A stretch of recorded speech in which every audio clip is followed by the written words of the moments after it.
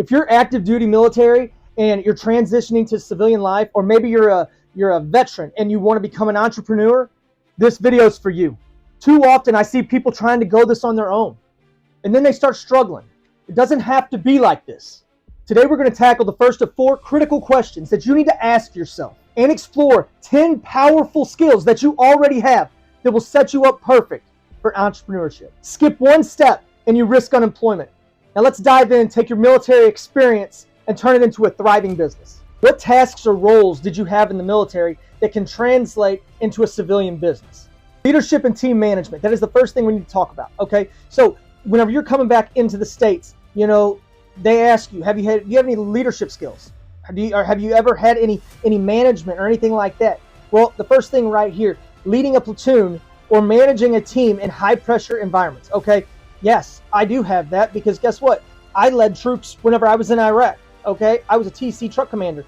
Everybody inside that truck, we were brotherhood. Everybody in that truck knew exactly what we did, but you know what? We all had individual jobs and they listened to me. When I said jump, they jumped. Okay, so when you come back and you're a civilian though, and you're like, well, I was really good at that, but how do I make that transfer? How do I make that skill that I learned when I was in the military come into civilian life? All right, well, for an example, they said starting a consulting firm that specializes in leadership training or team building workshops for corporate clients. Okay, so that means you could go into these bigger companies. Okay, start you a firm, go into these bigger companies and show them how determination, and show them how, just your ability to lead and manage teams and teach them the things that you know and the things that you can show them on how to be successful in the field and within each one of their groups. That is huge, guys. Don't sell yourself short. If you have leadership or team building skills, that is huge, guys. You could definitely go out and teach somebody how to build a team and how to treat a team. Okay, a lot of people nowadays, they don't treat their team, they treat them like employees. Okay, they need to learn that that's not the way you treat a team. That's not how you keep a team together anyway. So number 2, guys, logistics and supply chain management. Okay, our supply chain in the military sometimes was hectic, sometimes it was good. You just never knew. Okay, but your logistics and everything that they had to manage had to be crazy, because you're constantly getting people coming in and out of the military, coming in and out of your unit, and they have to order supplies, make sure they get supplies back. You're constantly taking stuff out of the supply closet and everything, and getting new stuff. It's got to be hectic. But if you're a civilian, that is huge. People all over the country have to have different things. Most of the time we're taking it on trucks or trains, so you could be a logistical nightmare is what I would call it. But launch a logistics company that focuses on optimizing supply chain for retail and manufacturing businesses. Okay, like I said, people all over the country need things. Okay, and if you worked in supply, why not have your own business in supply? Why change your way of life? Okay, yeah, you may be putting on a different uniform every day, but when you go to work, it's basically the same thing. All right. 3, technical and mechanical skills. All right, mechanics. Okay, there are so many mechanics. I couldn't tell you all the mechanics I met while I was in the military, and there's some good ones, guys. There's some bad ones too, like everywhere else. But I will tell you, there is definitely a spot for you out in the real world, out in the civilian world. That is the thing. Opening an auto body repair shop or a business that services industrial equipment. It's crazy the amount of industrial equipment that's out there that has to be maintained. And these companies, they'll buy forklifts, they'll buy all this equipment, and they have no clue how to maintain it. I worked for companies, they didn't even know that skid steers had grease fittings, so they didn't know that, you need to tighten up the belts or get oil changes or anything like that. Stuff gets loose after a while, and you gotta do maintenance on this stuff. Okay, that's huge. Going into the civilian life, mechanics are definitely in need.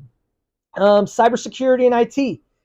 Yes, in the military, we are protecting everybody's sensitive stuff. Got so many security clearances, and I don't know if you guys have ever had a security clearance. I had a security clearance, and it's it wasn't that high of a security clearance, but it's nonetheless it is, and there is things you cannot do with a security clearance. Okay, so I definitely see cybersecurity and IT being something that, if any of these, would be huge to take out into the real world, into the civilian life, because you have ChatGPT, you have all these hackers and all this stuff going on, China, Russia, heck, us, So in the civilian world, civilian businesses establishing a cybersecurity firm that helps businesses protect their data and networks. All right, that's huge, guys. You do not want to let people's data out. You do not want to let social security numbers, birthdays, addresses, all this stuff is sensitive information, and you want to keep it, secure. And I feel like the civilian sector is horrible about this. So yes, I feel that this is a huge,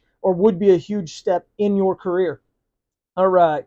Medical and emergency response. I can tell you right now, my wife is a nurse. She just graduated here where we're at, and they need nurses. They need doctors. They need anybody that's in the medical field is needed, especially if you have another pandemic. I mean, I don't know how real the last one was, but if it was real, we were so understaffed, it wasn't funny. And it's crazy because these people, they work long shifts, and yes.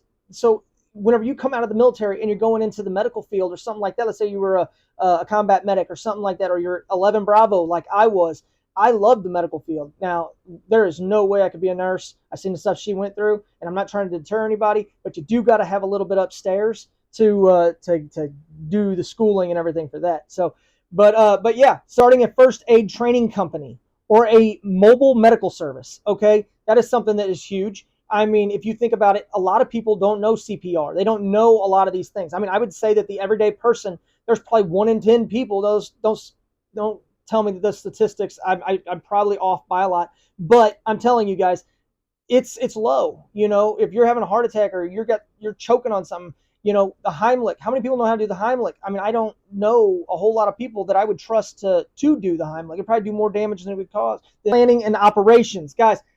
Creating a business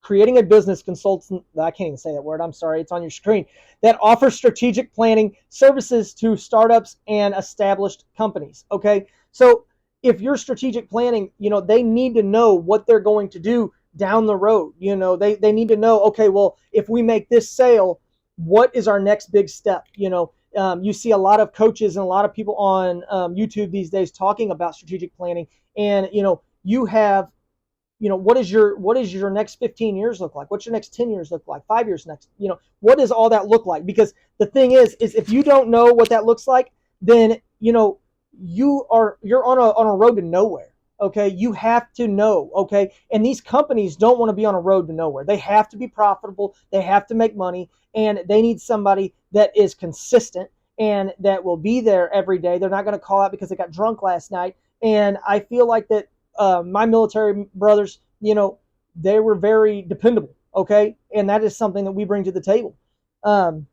Intelligence analysts. This is a big one, but I feel that there ain't a whole lot of intelligence stuff going on out there, but I mean, you could says founding a market research firm that helps businesses understand consumer behavior and industry trends. That is huge. I wouldn't necessarily I guess it is intelligence for a small business to know exactly what he's in and to determine, like it says right here, understand consumer behavior. You don't want to make $1 million of something that nobody wants, okay? Or you don't want to make like a flip phone and everybody's on smartphones now. You know what I'm saying? They need to be 1 step ahead, 2 steps ahead, 15 years ahead, planning wise. That the last one and this one kind of play together, but you have these skills. These skills came to us while we were in the military, okay? Civilians are screwed because while you were learning these skills, most of the time, all the people that you were with, you didn't just open a book and they teach you leadership, okay? You had to lead. They made you lead. You were, trial by fire, okay? You go lead this little group. Even through basic training, they were showing you how to lead.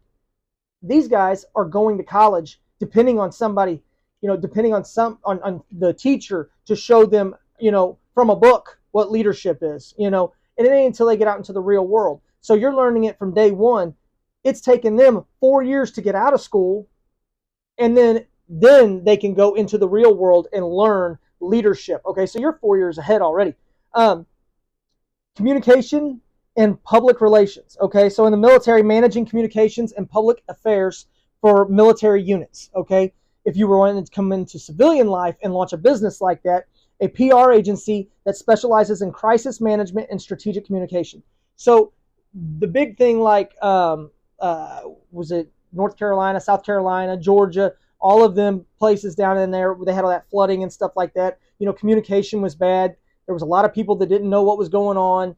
People trying to help, and they couldn't get to them fast enough. They couldn't get the help to them because nobody knew what was going on. Communication sucked. Okay, so coming out of the military, you know how important comms are. If you lose comms, you could lose a whole battalion of people. I mean, it's endless what you could lose with comms going down, because they get overrun, or you just don't know what can happen to people if you lose comms with them. That's something that it's very scary. And to come into the real world and the civilian life, and these people are like, oh well, we lost comms, we'll get them back in a few hours, blah blah blah. They everything is so mediocre. They don't have they don't have the sense of urgency in anything in these civilian businesses. And coming out of the military, your urgency would have been going through the roof, because these are your brothers over there that you don't know how they're doing. You don't know if they need medical support or anything like that. And it's okay. Comms will be back up in a couple hours. So you would bring that sense of urgency to a communication company like that, and that is awesome. That would be huge. Training and development, military training soldiers in various skills and disciplines. Okay, yes, we have tons of skills and we are very disciplined. Okay, civilians are not. So this kind of a business would be huge. Civilian business, opening a training center that offers professional development courses or workshops. Okay, so basically you become a coach. Okay, if you want to become a coach and show these people how to do the things that they need to do, the ins and outs of their training. Like I said, their various skills. Okay, everybody's different. Everybody has different skills. We all want to do different jobs. We all have different dreams of what we see ourselves doing, tomorrow, 5 years, 10 years, 20 years down the road. Okay, so this is something that it would be really cool, and coaching is definitely something that is building, and a lot more people are getting into coaching, because there's people out there that instead of going to college, they would rather pay somebody to teach them how to do a certain thing, and they're becoming experts at it so much faster. Opening a training center, like I said, that offers professional development courses and workshops. This is stuff that you can even online. You don't have to open a training center, but you could do websites. Okay, or websites are even becoming obsolete. You could do different things, landing pages and all this stuff. They have school, and just so many things that you could train people through, and they wouldn't even have to leave their house. You don't even have to leave your house. You know what I'm saying? So it's very friendly to people that maybe you have PTSD and you don't like being in big crowds, or you don't like speaking in front of a lot of people. So instead of doing that, you want to do one-on-one coaching with somebody and help them out. That's huge. So the last one, aviation and navigation. Military role, piloting aircrafts or managing air traffic. Okay, being in an airport and stuff like that, and seeing all the different things that people do. I was actually talking to a guy the other day that he flew helicopters. My wife, like I said, she's a nurse. So at her Christmas party, he was talking about how he flies helicopters for the hospital, and it's cool. I mean, if that's something you like to do, it's not flying Black Hawks in Iraq, but it's a job. And if you are a pilot, when you come out, he told me there's a shortage on pilots. And so, that would definitely be something. If you're a pilot now, warrant officer, something like that, and you fly airplanes or helicopters, go into that field. They need you. You could start a flight school or a drone service company. Drones are getting more and more popular. It's a big thing. Excuse me. But the thing you got to watch out for is government regulation. And whatever you decide to do, I feel that drone services a drone services company is going to have a lot more government stuff come in over the next couple of years because, I mean, here, instead of using tracking dogs, if you're a deer hunter or an elk hunter or something like that, people were using drones to find their animal and recover it. And now it's illegal in a lot of states. So there's going to be a lot of different things change, with all of this. There's government's got its hand in everything. So just know that, it may be easier to get into some things than others. So it just depends on, how or what you fit into. But definitely ask yourself that first question, and make a list of things that you want to do. And like I said, guys, becoming an entrepreneur is the best thing I've ever done. And I want to help you do whatever you want to do. So thanks.